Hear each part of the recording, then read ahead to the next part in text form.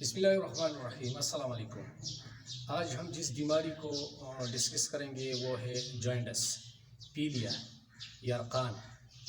اس کے کیا کازز ہیں اور اس کے کیا اسباب ہیں، اس مختصر سی ویڈیو میں ہم انشاءاللہ اس پر بات کریں گے۔ پہلے تو ہم یہ جان لیں کہ یہ اس کا ہونے کا میکینزم کیا ہے۔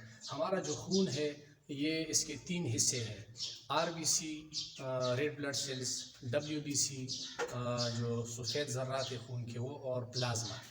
ان میں سے جو آر بی سی ہے، خون کے یہ جو سرخ ذرات ہے، اس کی لائف سائیکل ہے 120 دن۔ 120 دن کے بعد یہ نئے بننا شروع ہو جاتے ہیں اور اس کی توڑ پھوڑ ہوتی ہے، اور یہ ایک خاص میکینزم کے ذریعے جسم سے ایکسکریٹ ہوتے ہیں، جسم سے نکل جاتے ہیں۔ اگر یہی آر بی سی توڑ پھوڑ کے دوران اس کی جو ہے نا اب نارمل کنسنٹریشن خون میں داخل ہوتی ہے تو پھر جسم میں اس کے علامات یرقان کی صورت میں نمودار ہوتے ہیں۔ یرقان کے عام طور پر 3 اقسام ہیں: pre hepatic, hepatic and post hepatic.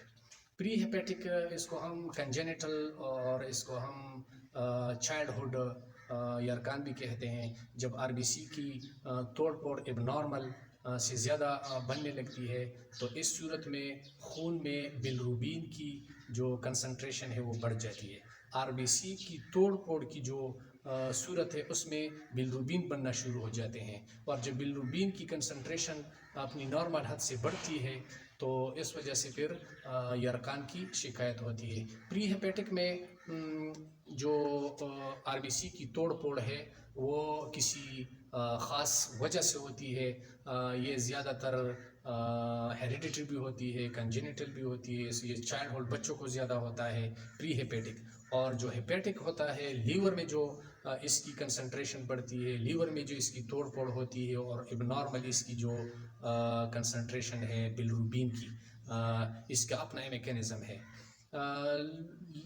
Bilirubin ایک یلوش کلر کا، پیلے رنگ کا ایک فاسد مادہ ہے جو آر بی سی کی توڑ پھوڑ کے دوران جسم سے پھر ایک خاص پراپر چینل کے ذریعے نکلتا ہے، لیکن جب جو ہی یہ اس کی کنسنٹریشن خون میں بڑھتی ہے کسی پیتھولوجی کے سبب، کسی انوملی کے سبب، تو اس کی پھر علامات جسم میں، سکن میں، سکلیرا میں، انٹرسٹیشل ممبرین میں، میوکس ممبرین میں اس کے یلوش کلر کی جو پیگمنٹ ہے وہ آنے لگتی ہے۔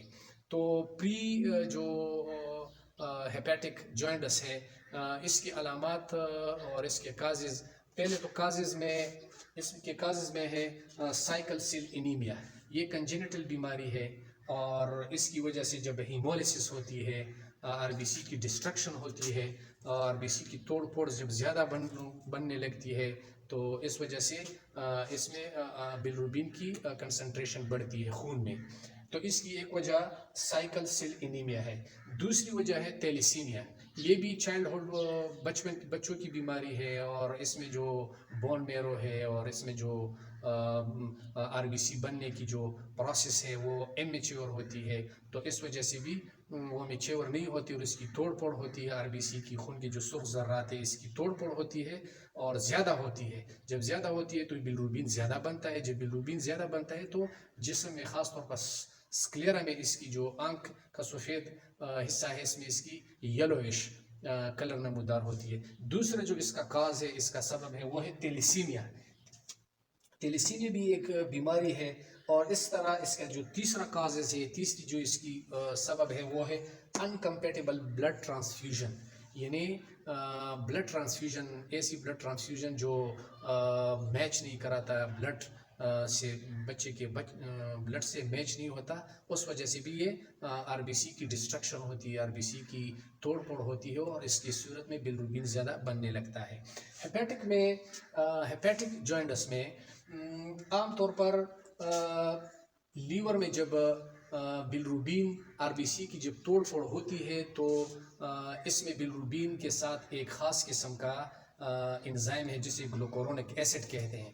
گلوکورونک ایسڈ اس بلروبین کے ساتھ اٹیچ ہوتا ہے، اور پھر اس کی ایکسکریشن میں، اس کی جسم سے نکلنے میں آسانی ہوتی ہے، لیکن اگر کسی بیماری کے سبب یہ گلوکورونک ایسڈ اس کو نکالنے میں ناکام رہیں یا اس کی جو نارمل کیپیسٹی ہے، نارمل کیپیسٹی سے اگر بلروبین زیادہ بننے لگتا ہے تو پھر لیور اس قابل نہیں ہوتا کہ اس کو ایکسکریٹ کرے.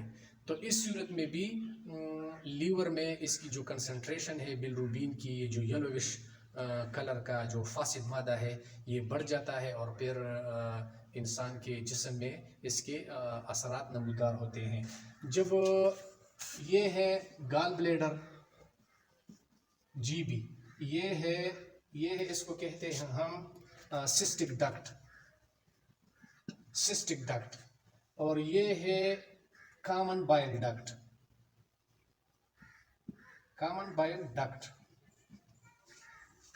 ڈکٹ. لیور سے جو کنجوگیٹڈ بلروبین لیور سے یہ گال بلیڈر میں آتا ہے، گال بلیڈر سے سسٹک ڈکٹ کے ذریعے کامن بائل ڈکٹ، اور کامن بائل ڈکٹ کے ذریعے پھر یہاں اسمال انٹسٹائن تک یہ آتا ہے، اور پھر ایک خاص میکینزم کے ذریعے جسم سے خارج ہوتا ہے.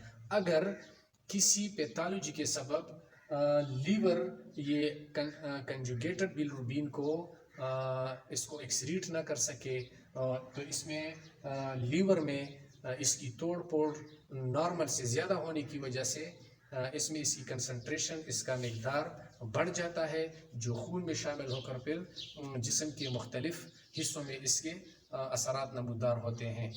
اب ہم جو ہیپیٹک یرقان ہے، جو ہیپیٹوسیلولر اس کے کازز ہم بتائیں گے. ہیپیٹوسیلولر میں کازز میں وائرل ہیپاٹائٹس ہے، HBS، hepatitis C, hepatitis B virus, اور اس کے ساتھ لیور سائروسس ہے. لیور کی جو سیلز ہے وہ ڈیمیج ہوتی ہے، لیور کی سائز اس میں شنکرن ہوتی ہے، لیور اس کا سائز کم ہوتا ہے. یہ کرونک لیور ڈیزیز ہے. اور اس کے ساتھ ساتھ انفیکشنز کی وجہ سے بھی جو ہیپیٹک جوائنٹس ہے، انفیکشنز کی وجہ سے بھی اس میں اس کی کنسنٹریشن، بلروبین کی کنسنٹریشن بڑھتی ہے. اس کے علاوہ بتائیں گے کہ پوسٹ ہیپیٹک جوائنٹس کے کیا اسباب ہے. پوسٹ ہیپیٹک میں یہ جو سسٹک ڈکٹ ہے، جی بی سے جو ڈکٹ نکلتی ہے اس کو سسٹک ڈکٹ کہتے ہیں. سسٹک ڈکٹ میں جب آبسٹرکشن ہوتی ہے کیلکولس سٹون کی وجہ سے، انفیکشن کی وجہ سے، ٹراما کی وجہ سے، تو یہ جو بائل ہے جو بلروبین لے کے آتا ہے اسمال انٹسٹائن تک، اس کی جو کنجوگیٹڈ فارم ہے آف بلروبین ہے، جو گلوکورونک ایسڈ کی وجہ سے نارمل اس کی جو میٹابولزم ہے ہو کے پھر اسمال انٹسٹائن میں آتی ہے، اس کی کنسنٹریشن لیور میں اور لیور سے پھر بلڈ میں بنتی ہے. کیونکہ یہاں پر آبسٹرکشن ہے، جب آبسٹرکشن آف سسٹک ڈکٹ کی آبسٹرکشن کی وجہ سے، بندش کی وجہ سے، پھر یہ جو یہاں پر کنجوگیٹڈ بلروبین ہے یہ لیور میں اور لیور سے خون میں پھر اس کی کنسنٹریشن، اس کی مقدار بڑھ جاتی ہے، اور یوں اس کی جو ریلیز ہے اسمال انٹسٹائن میں نہیں ہوتی. جب اسمال انٹسٹائن تک بلروبین نہیں آتا اور ایکسکریٹ نہیں ہوتا تو اس کی کنسنٹریشن آلریڈی خون میں بڑھتی ہے، اور اس طرح یرقان کی شکایت ہوتی ہے، جس کی علامات ہمارے جسم میں میوکس ممبرین میں اس کی یلوش ڈسکلریشن، انٹرسٹیشیل ممبرین، اس طرح اسکیلیرا، اور اسکیلیرا کے ساتھ ساتھ جو ہمارا سکن ہے اس میں اس کی کنسنٹریشن بڑھتی ہے. تو اس کے علاج پر انشاءاللہ ہم اگلی ویڈیو بنائیں گے انشاءاللہ. تب تک کے لیے اللہ حافظ.